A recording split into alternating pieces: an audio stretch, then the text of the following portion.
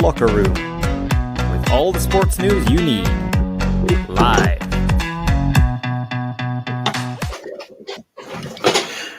Hello, very good evening to you, and we are back on our Thursday night, so that must mean, well, no, it's not bingo night, it's football night, because the Scottish representatives is playing tonight. Well, as I say, the only one, it's Hogan's Scottish flag at the moment, and it finished Benfica 2, Rangers 2. I think a couple minutes left in that game, actually, because I think they added 5 minutes on, Graham, at the end of the game. I don't know if it's finished yet. I can't see any pictures. It has, yeah. It's just finished just now, 2-2. 2-2.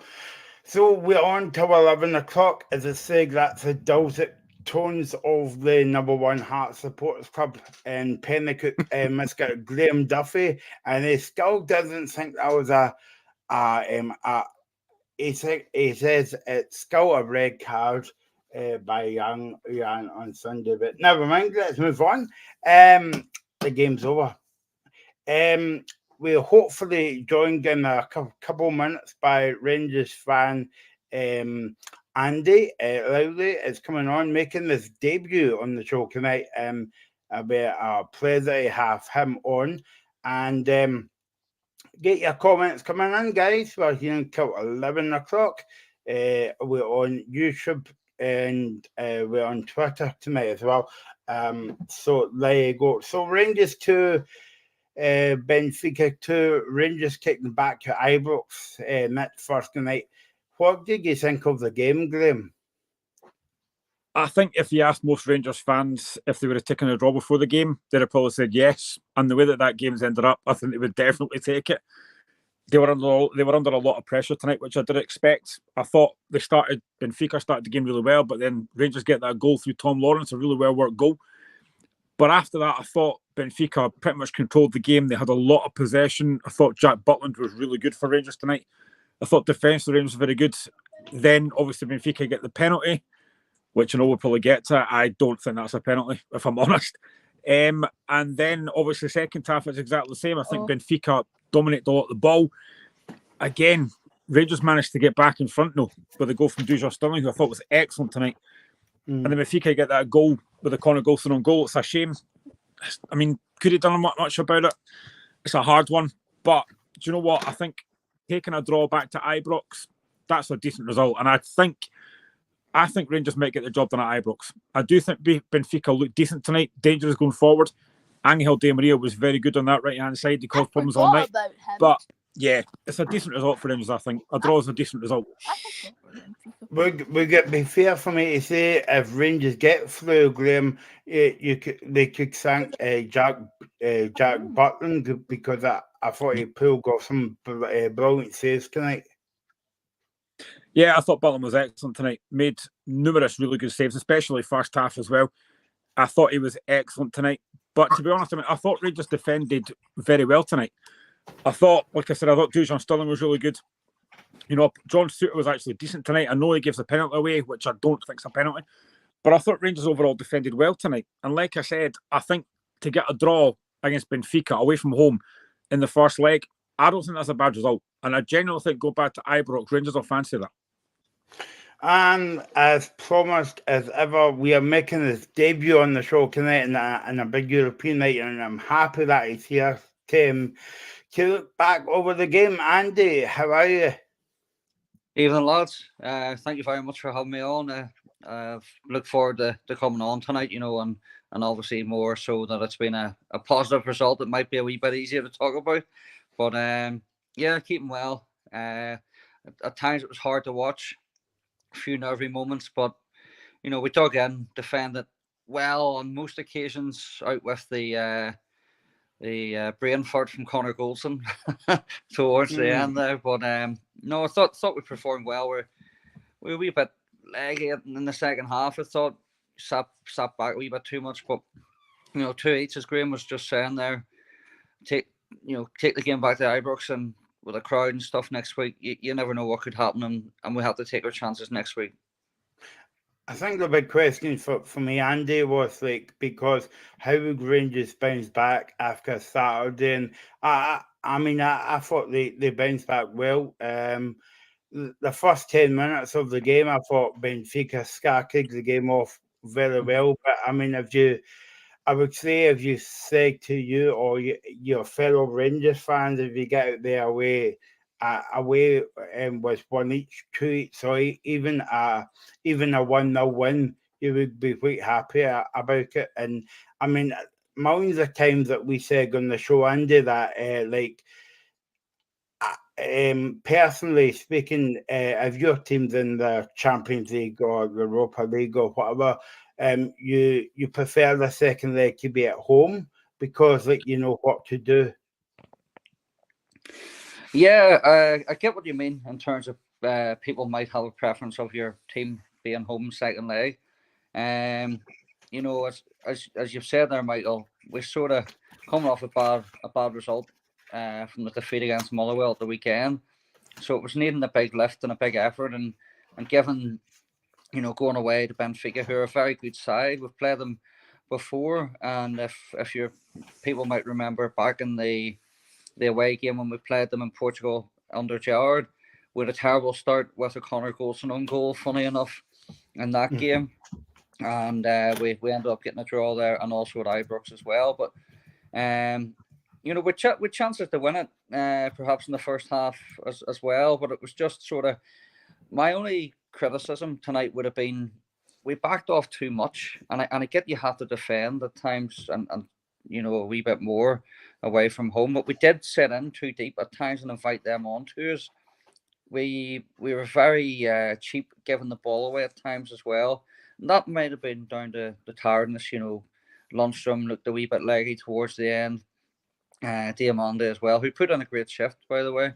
I was impressed with him again tonight. But you know, as I say, it's still all to play for, and yes, the crowd and stuff next week will be there for us. But Benfica, as I said, are a very good side themselves.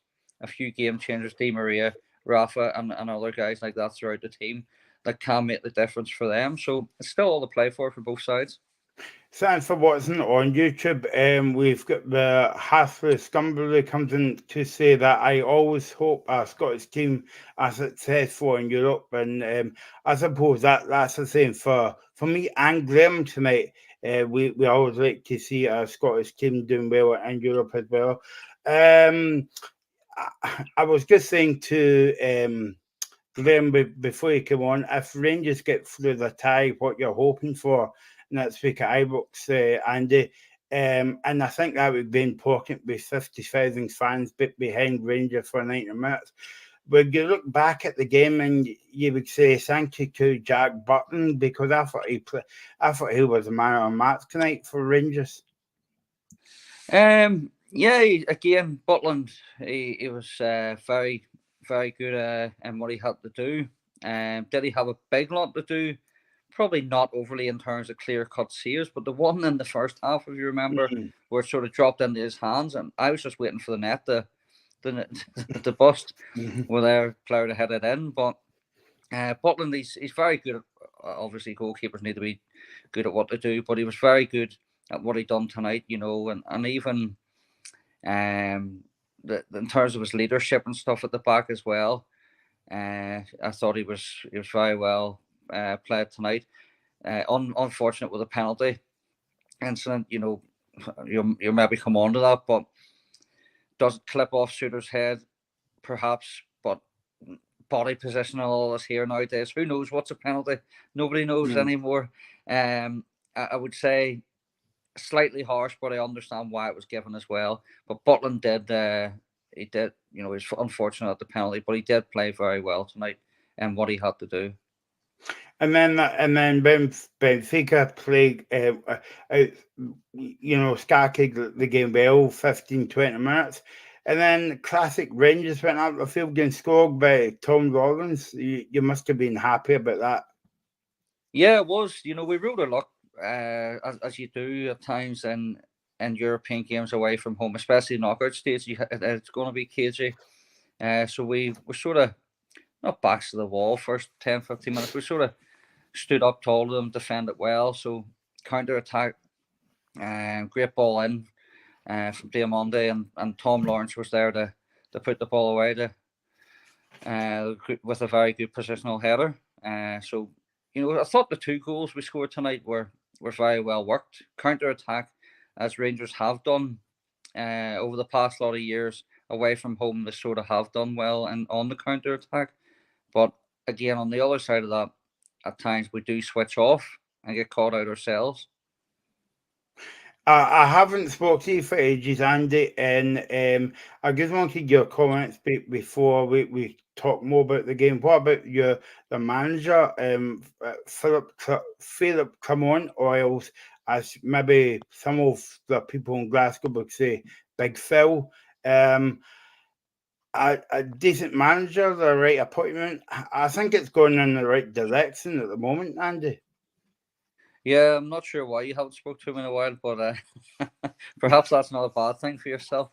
But no, I think Just Big been Phil. busy.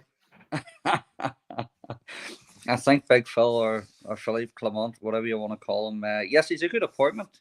And given the circumstances he came into, it didn't work out with Michael Beale and the players' heads were down and stuff.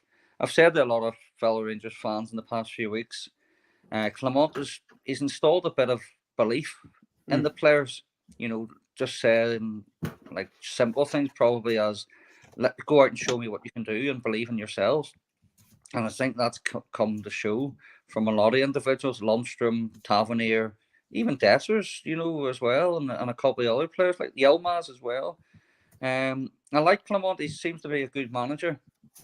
He's good team manager, but also man management as well. He seems to be very good at that. And yes, it's still early days. He's won the League Cup.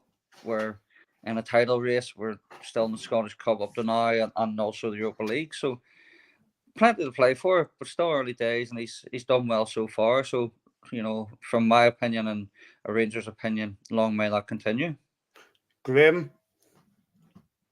Yeah, I think Clement's done a great job. I mean, I've said it before, the difference between Michael Beale and Philip Clement's night and day. You can see that.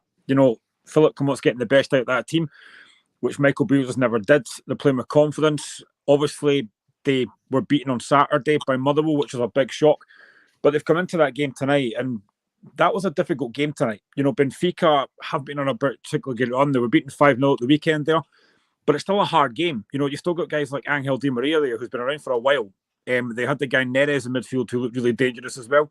So it was still a difficult game for Rangers tonight, and I think they've handled it very well. They have had to defend really well, and I think they did for large parts of that. Jack Butland was excellent. I think although he didn't score, I think Dessers ran the line really well. I thought Fabio Silva played really well as well. So Philip Clement has done a fantastic job so far. And I think, I've said it before as well about the title race, I think this could go down to the last day, because it is, I think, going to be very, very tight. But that game tonight, Rangers had to defend well, and they have, and they've now given themselves that platform to go to Ibrox, which will be difficult because I do expect Rangers to probably have more of the ball this time at home. But they'll have to watch the counter-attack from Benfica because they look dangerous going forward. But I don't think any Rangers fan will be sitting there tonight going, I'm not confident for that second leg. I think they have to be confident. They've got a decent side there. And I think at Ibrox, I genuinely think they'll get the job done there. I really do. Andy, let's speak about the penalty that Benfica got. I was saying to Graham on the show last week, last Sunday after the Heart Celtic game, I'm waiting for the SFA to come out with a new rule where they actually say to defenders, you can jump, but you can actually put your hands in your pockets as well. Because I mean, what the hell is a handball rule? I'm confused. I'm confused at the best of times, Andy, but it just baffles me. No, Michael, you're right. Obviously we all want to watch the game and enjoy it, and we're all sort of fearful and rooting for our own team and decisions you want for your own team. We're all like that at times, but what's a foul or what's a handball now? You honestly you don't know. Is it what part of the arm is it? How far you stretch the arm? Your back's turned. You look at the one at Rugby Park last week. John Lundstrom, the penalty given against his arms out, yes, but his back's turned. Mm-hmm. Similar to the one Rangers got against St Johnstone, the guy's back's turned. How can you see behind you? Yes, your arms are out. The one tonight, Suter, I can see sort of why it was given. European refs are obviously a different level to the professional referees that we have in Scotland. But or again, it the was non-professional. well, that's true. That's putting it kindly. But in terms of the handball rule, honestly, you just don't know what's going to happen. And for the VAR, and I know we've spoken about it before on other shows or podcasts, VAR may be good for any level of football, but it's ruining the game as well because you guys will know yourselves when you're watching on the TV or you're at a live game, your team scores. What do? Do you celebrate? It takes the emotion out of the game, and even for players, for fans, managers, anything, it just sort of it can be helpful at times, but to me it's ruining the game furthermore as well. Andy, you're just on the show 15 minutes and you've got a fan club already. I can't believe it. I mean, me and Glenn's been on here for about 10 years and nobody says, yeah, you're doing well, guys. But no, that's fine. So John is Watson from the Scottish Football Forums podcast. He said, good to see Andy on the show. Nothing about me and you, Glenn. Have you noticed that? Like, but yeah, Merry Christmas to you as well.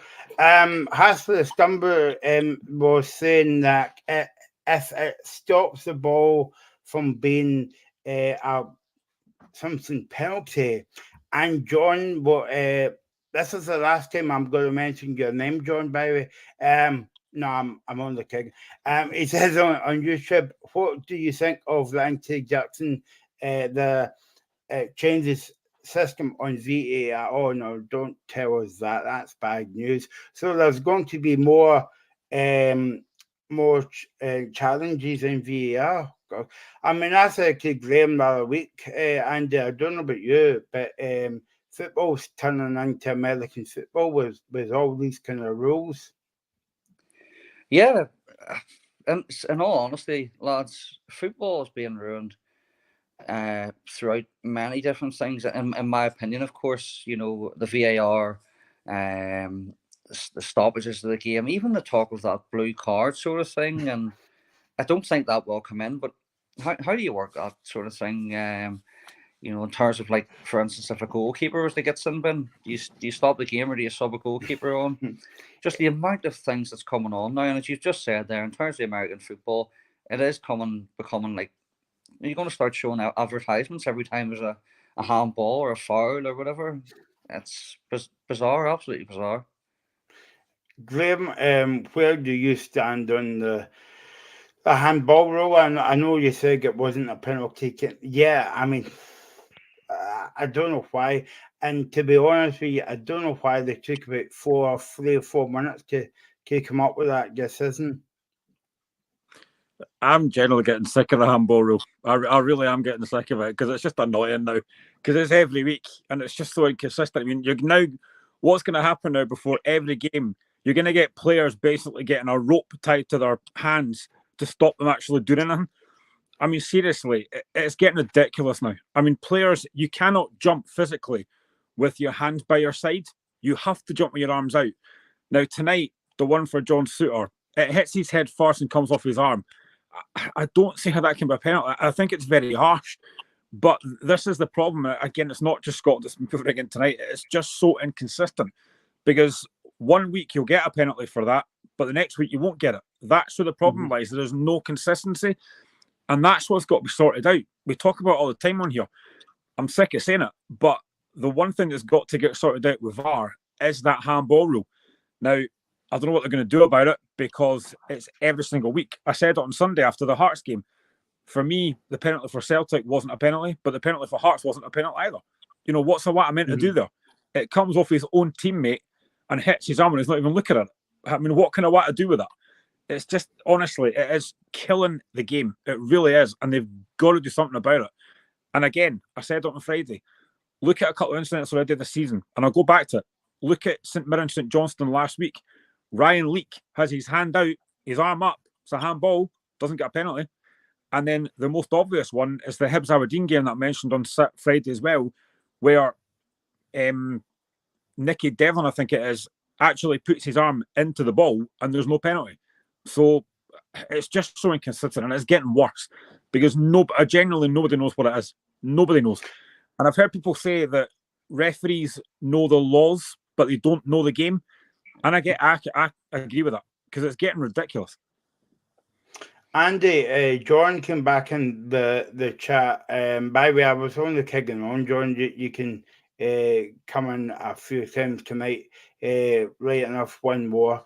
You're allowed tonight. But obviously, we're not here to talk about VAR, but I mean, we're hopefully going to do a show in a few weeks just to purely look at VAR, and that's going to be quite interesting, actually.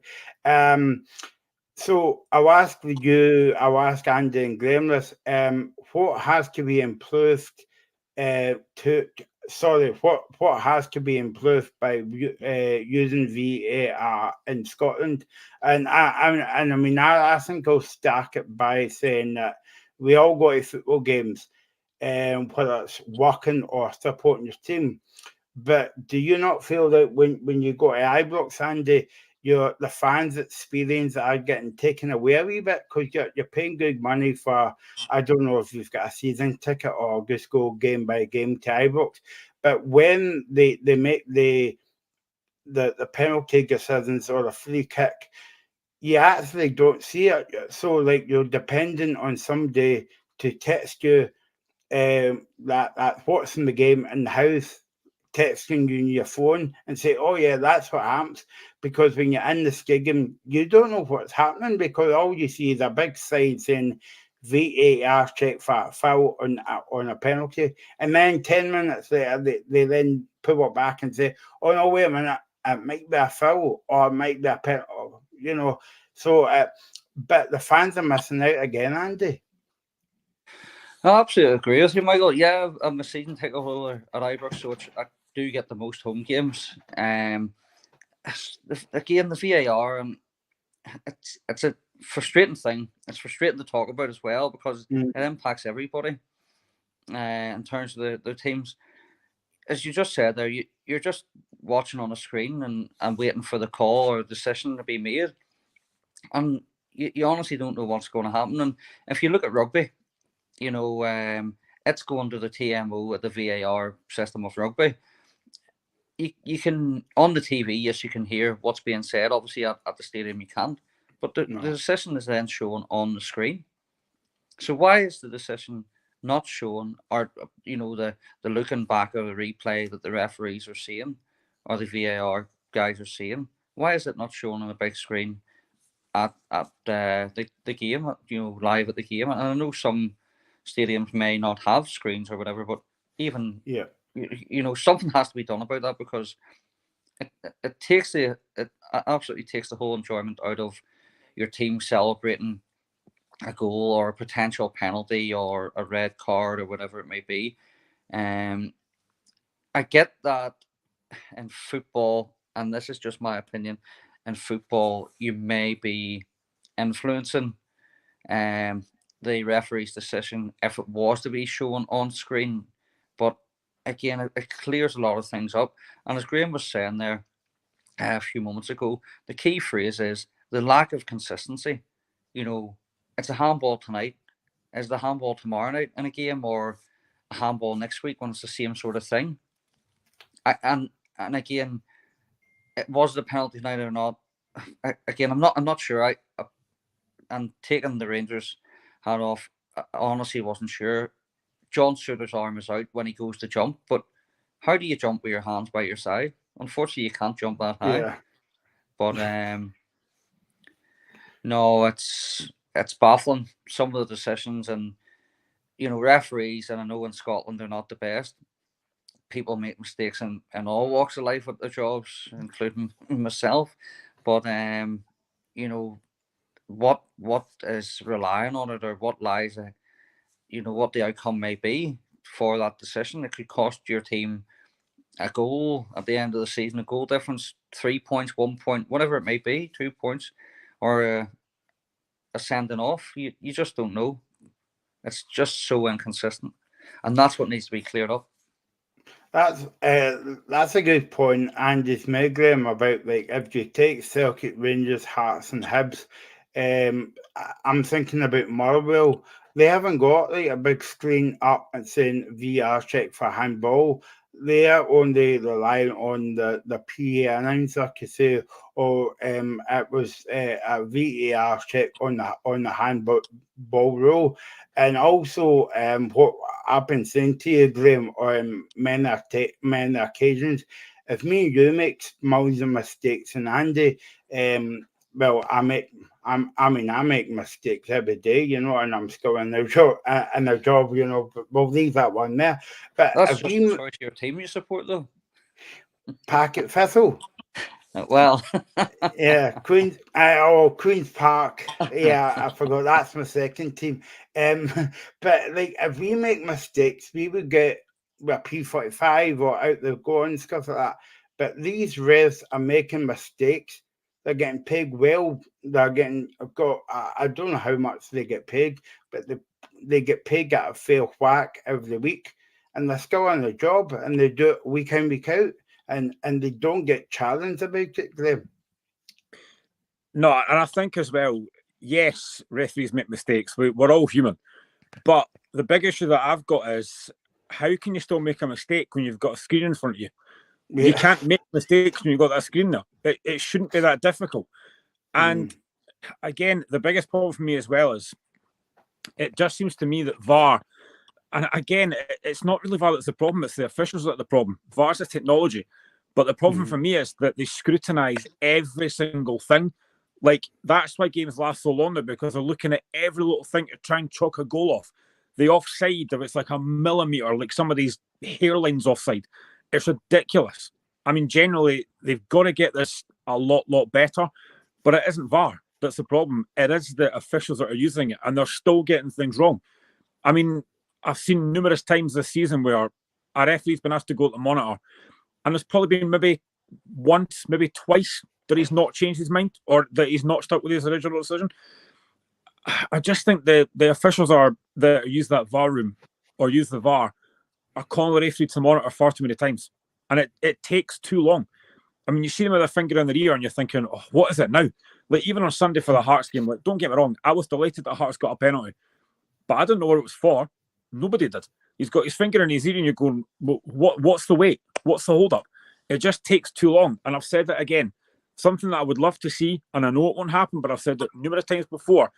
If you want transparency, then mic the refs up so we can hear what they're saying, because at least that way you've got a better understanding and you can think, right, okay, I maybe don't agree with it, but I can understand it now because I can hear what they're saying. But it'll never happen because referees are protected far too much. Andy? I also think, Graham and Michael, they rely too much on VAR as well. And you see when you're watching on TV, you see it repeating the replay of 4, 5, 6 times, and it takes too long to make a decision. So surely if VAR to look at it, you look at it once or twice or 3 times. You shouldn't get the chance to look at it 5, 6, 7 times. And then it obviously adds more time onto the game or the half. You know, so they're too reliant, I think. And it's the easy way out for referees as well, that VAR will let VAR make that decision. I've always said that obviously it was brought in for clear and obvious errors, right? If you are taking longer than 2 minutes, then it's not clear and obvious. Shouldn't take any longer than that. No, I agree with you. Yeah. Yeah, I mean, could you imagine, Andy, if that penalty was to your side, not only the game, but the overall tie tonight? Yeah, they would have been uproar about it, because I mean, it wasn't a penalty. I mean, I agree with you, because how are you meant to jump without your arms? And plus, it came off his head first and then went to his arm. I wasn't the other way about. If it was the other way about, you would say, yeah, that's a penalty. But it came off his head first. So How the hell can they walk out that was a penalty? I just think that in the referee's opinion, or in his mind, that he's not seen it clearly come off John Suter's head and it's went onto his hand or his arm. And again, when your arm's out, you're taking the risk. But again, as we say, how do you jump without not raising your arms? And I get that one of the viewers in the chat has just said, if your hand's out and it stops the ball from going into the net, it's a handball. Well, of course, but it's, again, how it hits your hand or how your hand hits the ball, is it by accident or not? And again, as everybody knows, there's no real clear rule of, it's just so messed up, and it gets everybody talking about it, but for the wrong reasons. And then Rangers went in 2-1 up at half time. Sterling scored that brilliant goal, and you're thinking, well, that's going to boost the Rangers into the second half, and we all know what happened getting in the second half. But I mean, I think what you said tonight, Andy, when you come on, Rangers would take that away from home. Yeah, listen, I usually am nervous and cautious going into the European games, more so than out with the really Celtic games domestically. I would have took a draw, but not in that manner. We'll go in 2-1 up at half time, as you just said. I thought we lacked a wee bit of energy coming out the second half. We didn't really, and I know you can't go and take the game to Benfica all the time, but I thought Fabio Silva was very good in the first half. He was very direct and he wanted to run at players and cause problems. He didn't really do that. He wanted to cut inside in the second half and slow the play down. Was that an instruction from Clement? Who knows? Maybe so. But even Sterling, I know he's on a booking and stuff, but wasn't really effective. Dessers was average, tonight. I thought he was quiet. He didn't get a lot of service either. But I thought at 2-1 up at half time, we should have a bit more energy and, a bit more, how to put it, be a bit more sensible and streetwise about keeping the ball and, keeping that 2-1 or, counter-attacking or trying to get that third goal to kill the game on the night off. But obviously it wasn't to be. A poor error from Connor Goldson, but at times that happens in football. But got it now, and you're saying yes to each, but it could have been a lot better going into next Thursday night at Ibrox. Graham, Andy was saying that Rangers look a bit tired in the second half, and I kind of agree with him, especially with the last 20 minutes. But I suppose, like in European football, you've got to ride that storm, and I thought Rangers done that tonight. I thought Rangers defended well. I did, but the one thing that surprised me, especially second half, was just how open Rangers were at times. I think for me, away from home in European football, in a game that you don't have to win because you've got a second leg, what that needed for Rangers in that second half was just somebody to put the foot on the ball, just make a few passes, keep possession, and take the sting out of that crowd, because the crowd were up for that tonight. You could tell that, especially second half. I just think Rangers just need to take the sting out of it. Just keep a bit of possession, get a foot on the ball, and they didn't really have anyone that did that tonight. I mean, I think John Lundstrom's been fantastic for Rangers, but I didn't think he was great tonight. I thought he gave the ball away more than once tonight. They just needed somebody just to get a foot in the ball and just make a few passes and, just keep the ball for a little bit, because they gave it back to Benfica far too many times, and it just led to numerous attacks. But I mean, Rangers did defend very well second half. I thought Suter, Goldson, Ridvan, Tavernier, Butland were very, very good. Obviously, it's disappointing to lose the second goal from Goldson. Again, I heard on commentary, and it's probably right as well, a bit of communication there. And if, I don't know if Jack Butler's shouting for it. I don't know. I don't think he could have come and got that, though. But, I mean, I did think they defended very well. But I just think they need somebody just to get the foot on the ball and just keep possession for a bit. Yeah, I agree with what you're saying there, Graham. And perhaps I'm maybe being a wee bit too harsh on the team, just given that I'm a Rangers supporter myself. But I agree with you in terms of certain times of the second half there, game management could have been handled a lot better. And in terms of John Lundstrom, I thought he was quiet quieter than usual tonight. Yes, he's had a very good a few months under Phil Clement. He sort of rejuvenated him on the pitch, and he was. I don't know if he looked a wee bit tired tonight or whatever it might be. He just didn't look up to himself, especially more so second half. But yeah, even as you say, the defence played well. Tonight they rode the storm in the second half. A lot of the times, there was even one stage where Yilmaz was booked for it. It was a so-called professional foul, as they call it. It was a sensible one he had to make. So even things like that, there you're sort of saying to yourself, well, you took one for the team there, and up against. I think you would call that a good foul, Andy.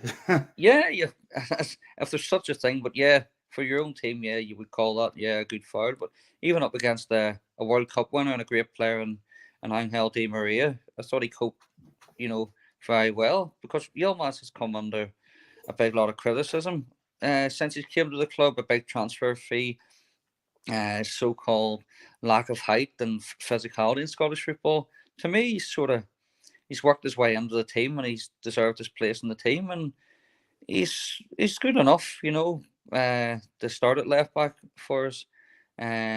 So I thought the whole defence played well tonight.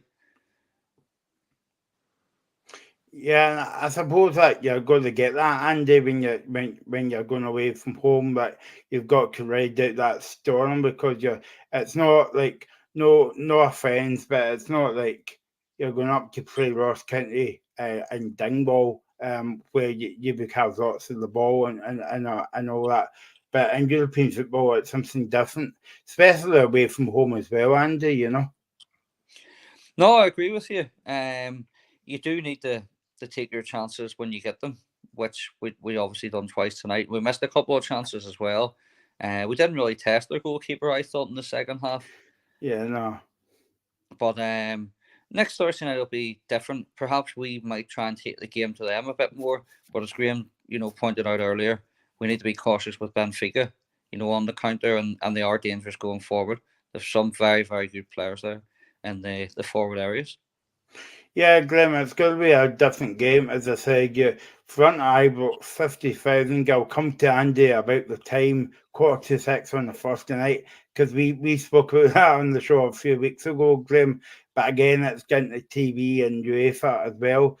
But it's going to be a different game and different atmosphere next week, because I felt as though that the fans won Benfica's back in most of the game tonight. I think it's frustration for the last couple of games they've had. As I said, they got beat 5-0 at the weekend there. There's been a lot of things said about the manager that he should be sacked and stuff. So there was a lot riding on that tonight. And I think they probably expected, playing against a Scottish side, they probably expected a comfortable win tonight, and that didn't happen. Like I said, I thought Rangers defended very well tonight, and they took the two chances that they did get. But Ibrox will be a completely different occasion. I expect Rangers to have a lot more of the ball. I think they'll create a lot more chances tonight I think they'll create more chances next week than they did tonight. So I think it'll be a different game. Rangers will play on the front foot, and I genuinely think that Rangers have got a chance next week.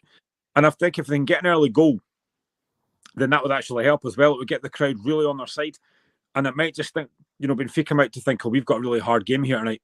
But to go to Ibrox with that draw tonight gives them a great chance. And I think, under Philip Clement, they've been fantastic. There's no doubt about that.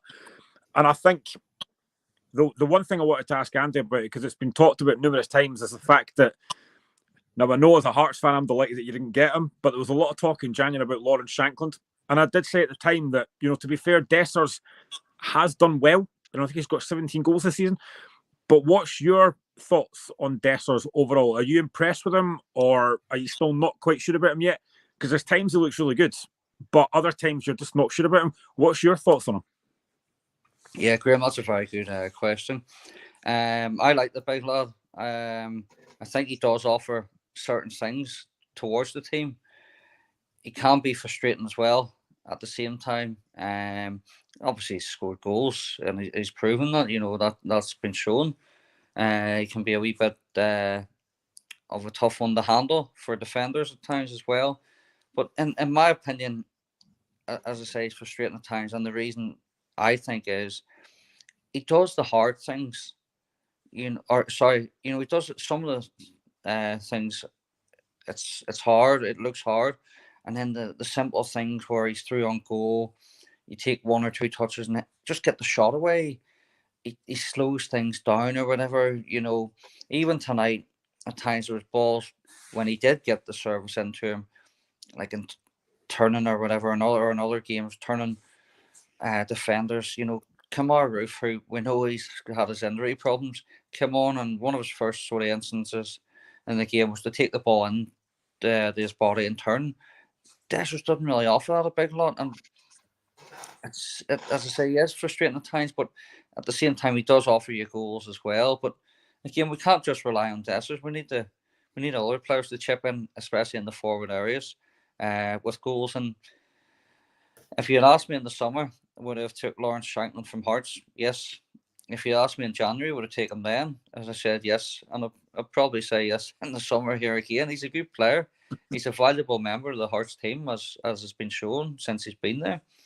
But I think he'll maybe leave this summer.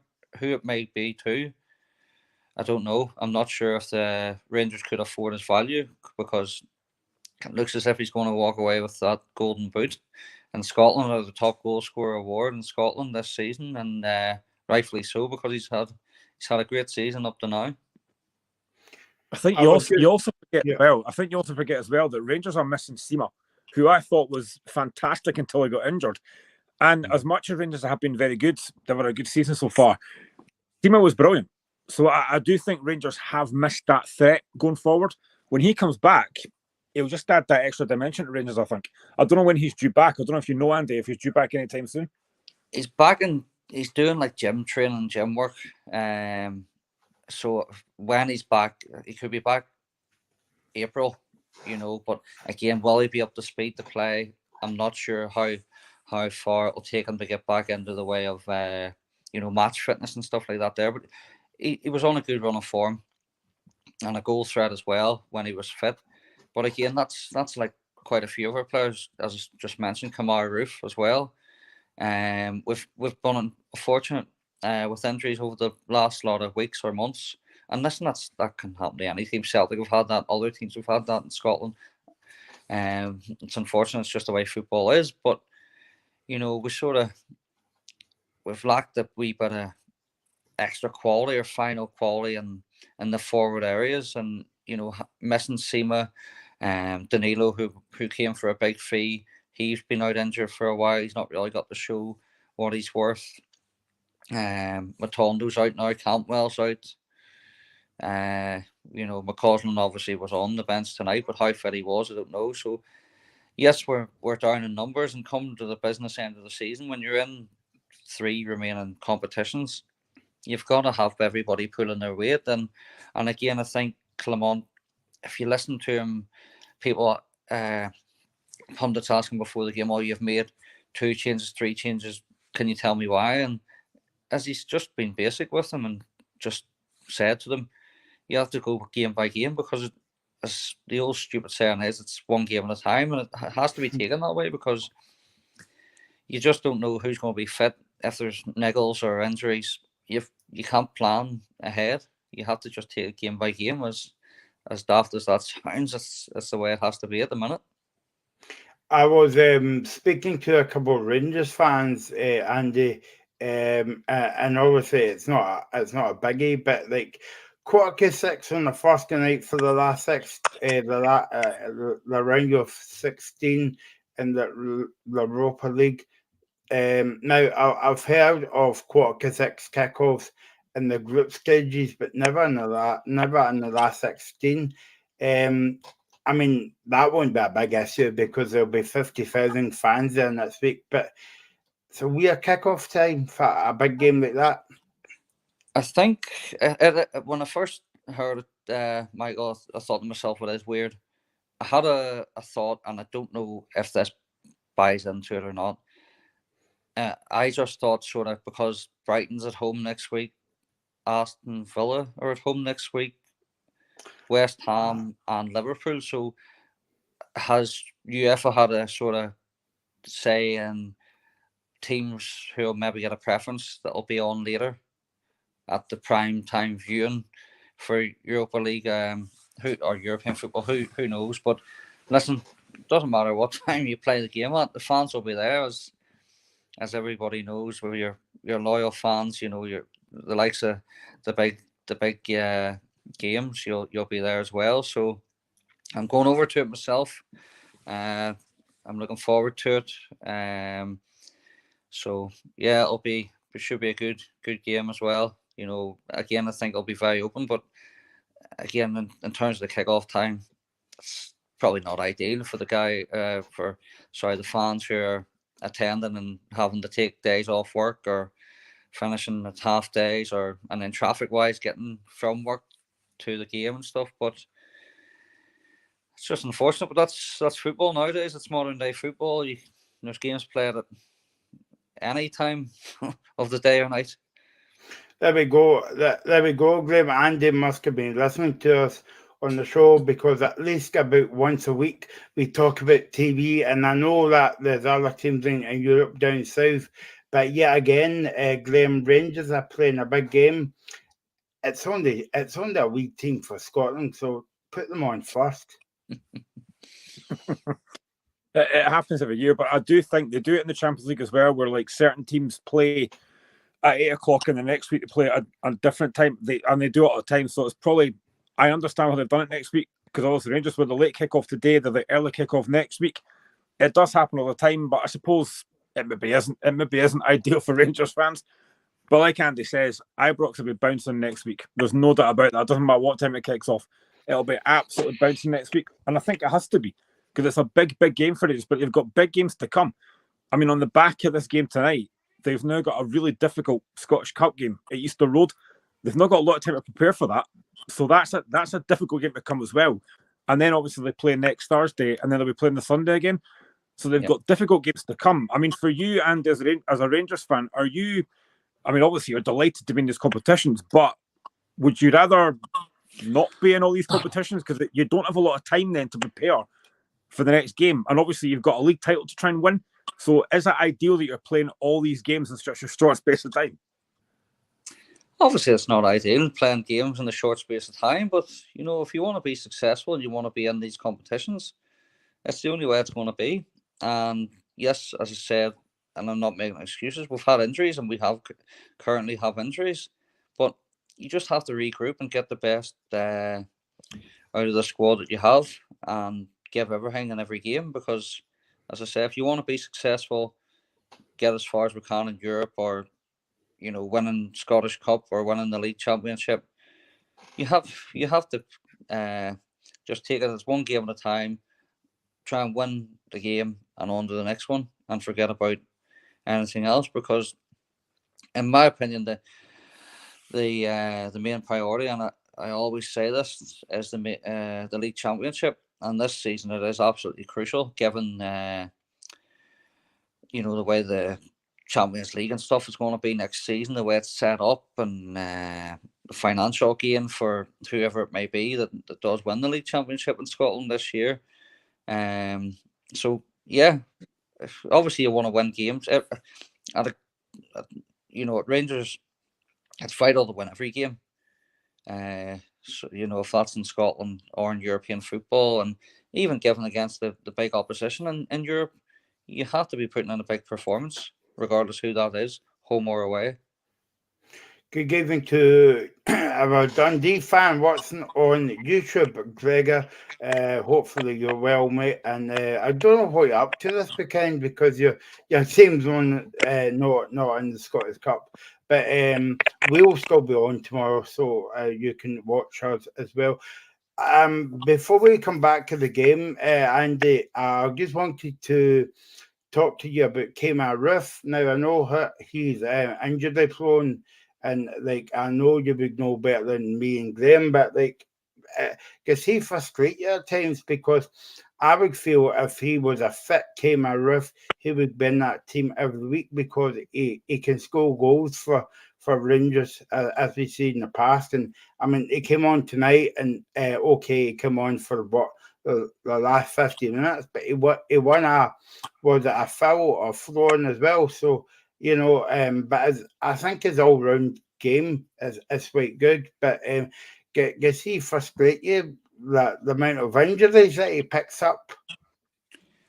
It can be frustrating, Michael, with Kemar Roof at Rangers. He's a very, very good player.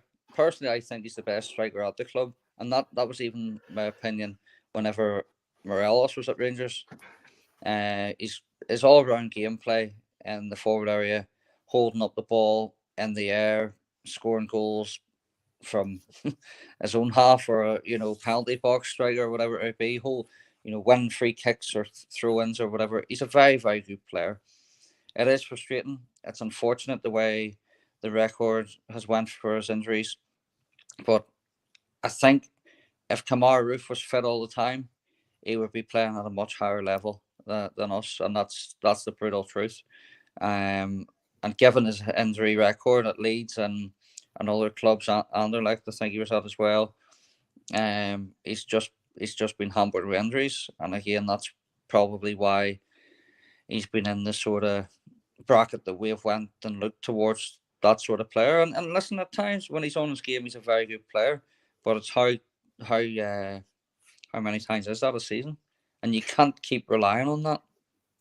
Andy John's asking a question on YouTube. He says, "Who would have thought it? Michael Beale got sacked that, and Rangers went up as skill on all competitions in Scotland." I would say, is it a manager thing? But then I would say, well, just ask any Sunderland fans, and they would tell you the same answer. But Michael Beale and Rangers did not work. That was not a match made in heaven. I don't think that one. No, listen, I liked Michael Beale when he was at the club first time round under Stephen Gerrard. I thought he was very, very good coach. I still think he is a good coach, and I think that's his level as an assistant. It was unfortunate it didn't work out for him as a manager at Rangers. He fell in love with the club the first time round, and he's a lot of time for the club and stuff like that there. It was unfortunate that it didn't work out. You could see that things weren't working early doors, this season, and in terms of, even the way he's went about his signing policy. Some of the players he's signed, the likes of Sam Lammers, I don't think he's overly good enough for the club. He's obviously been sent out on loan. But it was becoming sour, even after the Celtic game, which was early on in the season. You can look at the Aberdeen game, the defeat at Ibrox, and then that's when it came to a head. And yeah, as John's pointed out, who would have thought back then that Rangers would, still be involved in all competitions and have won a League Cup this season? Nobody probably would have seen that. If you'd have said, you'll be in 2 points ahead of Celtic and you'll be playing in the last 16 of Europe and your League Cup holders, probably most Rangers fans would have laughed and said, "Aye, right, dead on." But here we are, and under Clement, we've done well up to now, and he's doing a good job. He's got most of the players playing the way he wants them to play, and there's still a lot of work to be done on and off the pitch by Clement. We need signings in. We need players possibly moved on or out of contract players moved on or whatever. But again, not only signing good players or better players only happens if you've got money coming into the club.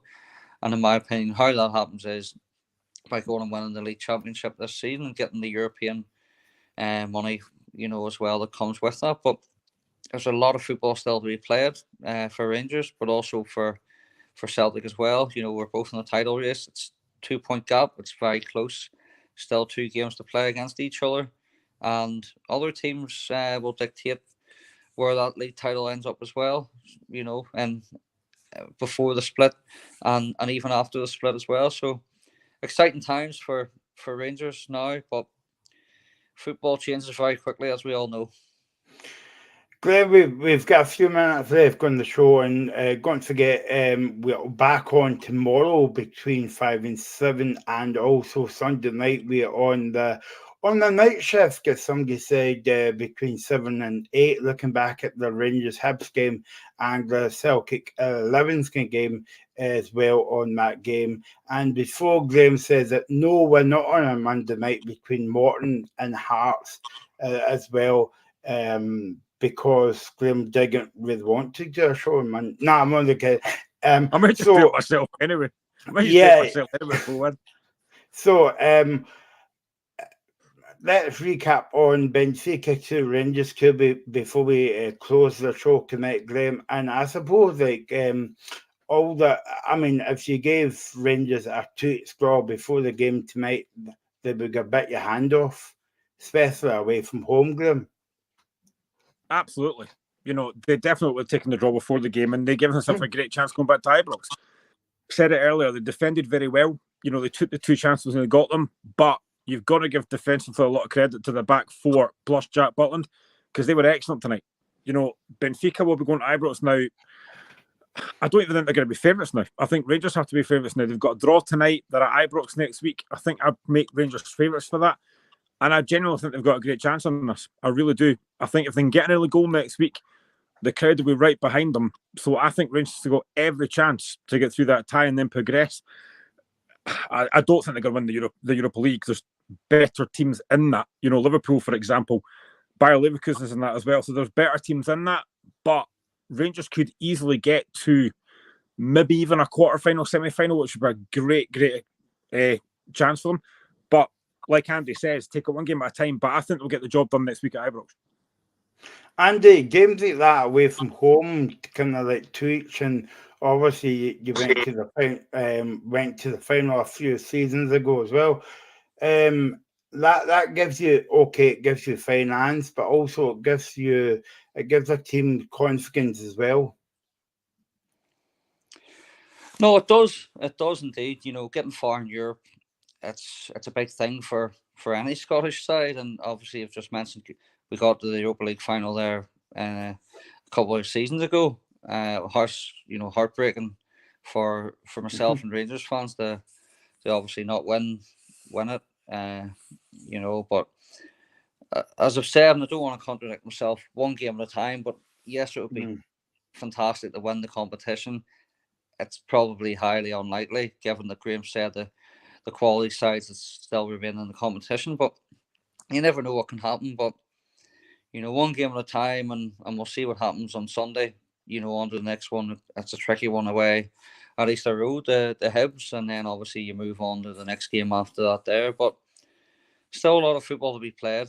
So there is for Rangers, and it's it is exciting coming to the business end of the season, and we just have to keep our foot on the gas and keep on top of things. And just I know you're probably wrapping up soon. I just want to thank the both of you lads for having me on. It's been a pleasure. First time doing this on the station, and it's been an absolute pleasure to come on and listen to you guys, and also get the chance to give my opinions as well. So thank you. Yeah, no, we'll definitely have you back on. But before you go, I know that you'll be at the game next week. What's the score going to be? For next Thursday? Yep.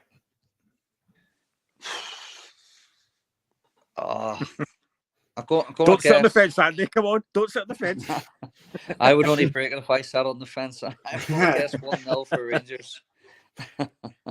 So I would sit on the fence as well and break it. But anyway, that's on another subject for another show. I think it's called the fitness show as well. Thanks for all your comments tonight. It's been brilliant. Thanks to Graham and brilliant Andy to have you on. We'll have you back on hopefully very, very soon. We'll be back tomorrow night between 5 and 7 for the weekend preview show, and we'll look ahead to Scotland in the Six Nations against Italy, and we'll do it all again on Sunday between 7 and 8. So again, thanks for watching. Andy, Graham, thanks for joining me tonight. Final score, Benfica 2, Rangers 2 in the Europa League, and we'll see you soon.